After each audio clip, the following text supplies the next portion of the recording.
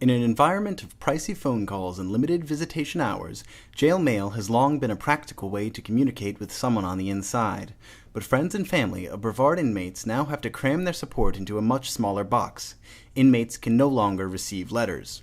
Many haven't yet been convicted and are presumed to be innocent, but they have to settle for postcards no larger than 4¼ by 6 inches. This shift in policy, which was rewritten in July, is another change at the jail made under Sheriff Ivey, who is approaching the end of his first year in power. In March, Ivey implemented a chain gang which has inmates in shackles picking up trash. How much contraband was coming in under the old policy? We were finding stuff weekly inside there, and as I said, we've had extreme cases where one of our corrections deputies uncovered a gun that was actually coming into the facility.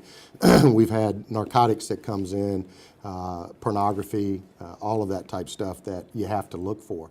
So you were catching the contraband that was coming in? Oh, absolutely. Yeah, our team is catching the contraband. As I said, we had an incident with powder in an envelope. Obviously, those create a whole new dynamic. If you were effectively catching the contraband, why was it necessary to change the policy? Because of the risk associated with the contraband. What do we potentially miss, which hopefully nothing. B, the fact that something comes in, we're having to deal with it. This policy wipes all that out. This policy doesn't hurt anyone, and it protects everyone. Sure. Were there any workers' comp or injuries or anything like that in the last? Daryl, do you know if we've had? I know we had the powder incident that we had. Right. I don't know about the workers' comp claim though. I'm not aware. Okay. I know we had the powder incident, and what that does is now we're going into having a biohazard issue. We're now having to get it tested and see if there's any potential.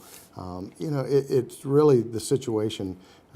I understand the importance of being in communication with the outside, but there is nothing takes precedence over protecting our team and protecting that facility, because we're not only tasked with keeping the inmates incarcerated, we're tasked with protecting them as well. For those with too much to share, there is no limit on the number of postcards inmates can receive. Under the new policy, the price for a lengthy message has effectively increased. More postage would be needed to send several postcards instead of a single letter.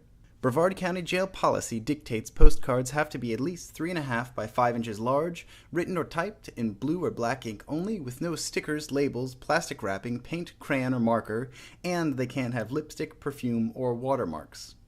Unacceptable postcards will be returned to sender. This is Andrew Ford reporting for Florida Today.